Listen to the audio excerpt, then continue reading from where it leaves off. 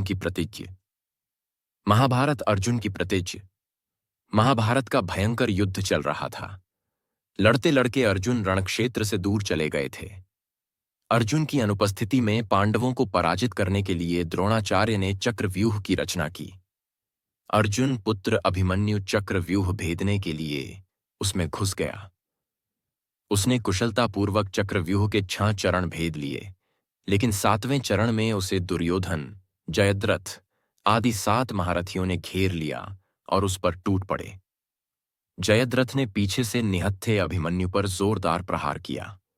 वह वार इतना तीव्र था कि अभिमन्यु उसे सहन नहीं कर सका और वीर गति को प्राप्त हो गया। अभिमन्यु की मृत्यु का समाचार सुनकर अर्जुन क्रोध से पागल हो उठा। उसने प्रतिज्ञा की कि यदि अगले दिन सूर्यास्त से पहले उसने जयद्रथ का वध नहीं किया तो वह आत्मदाह कर लेगा। जयद्रथ भयभीत होकर दुर्योधन के पास पहुंचा और अर्जुन की प्रतिज्ञा के बारे में बताया। दुर्योधन उसका भय दूर करते हुए बोला, चिंता मत करो मित्र, मैं और सारी कौरव सेना तुम्हारी रक्षा करेंगे। अर्जुन कल तुम तक नहीं पहुंच पाएगा, उसे आत्मदाह करना पड़ेगा। अगले दिन युद्ध शुरू हुआ। अर्जुन की आंखें जयद्रथ को ढूंढ रही थीं, किंतु वह कहीं नहीं मिला। दिन बीतने लगा।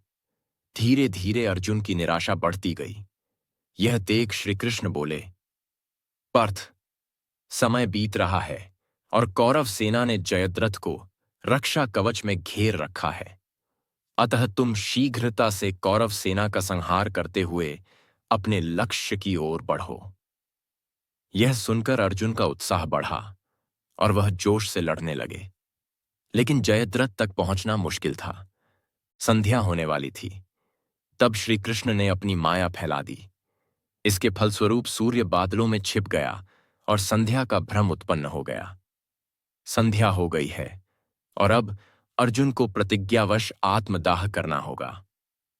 यह सोचकर जयद्रथ और दुर्योधन खुशी से उछल पड़े। अर्जुन को आत्मदाह करते देखने के लिए जयद्रथ कौरव सेना के आगे आकर अट्टहास करने लगा। जयद्रथ को देखकर श्री कृष्ण बोले, पार्थ, तुम्हारा शत्रु तुम्हारे सामने खड़ा है। उठाओ अपना गांडीव और वध कर दो इसका। वह देखो, अभी सूर्यास्त नहीं हुआ है। यह कहकर उन्होंने अपनी माया समेट ली। देखते ही देखते सूर्य बादलों से निकल आया। सबकी दृष्टि आसमान की ओर उठ गई। सूर्य अभी भी चमक रहा था। यह देख जयद्रथ और दुर्योधन के पैरों तले जमीन खिसक गई। जयद्रथ भागने को हुआ, लेकिन तब तक अर्जुन ने अपना गांडीव उठा लिया था। तभी श्री कृष्ण चेतावनी देते हुए बोले, हे अर्जुन, जयद्रथ के पिता ने इसे वरदान दिया था कि जो इसका मस्तक जमीन पर गिराएगा उसका मस्तक भी 100 टुकड़ों में विभक्त हो जाएगा। इसलिए यदि इसका सिर जमीन पर गिरा तो तुम्हारे सिर के भी 100 टुकड़े हो जाएंगे। हे पार्थ, उत्तर दिशा में यहां से 100 योजन की दूरी पर जयद्रथ का पिता तप कर रहा है। तुम इसका मस्तक ऐसे काटो कि वह इसके पिता की गोद में जाकर गिरे। अर्जुन ने श्री कृष्ण की चेतावनी ध्यान से सुनी और अपनी लक्ष्य की ओर ध्यान कर बाण छोड़ दिया। उस बाण ने जयद्रथ का सिर धड़ से अलग कर दिया और उसे लेकर सीधा जयद्रथ के पिता की गोद में जाकर गिरा। जयद्रथ का पिता चौंक कर उठा तो उसकी गोद में से सिर जमीन पर गिर गया। सिर के जमीन पर गिरते ही उनके सिर के भी 100 टुकड़े हो गए।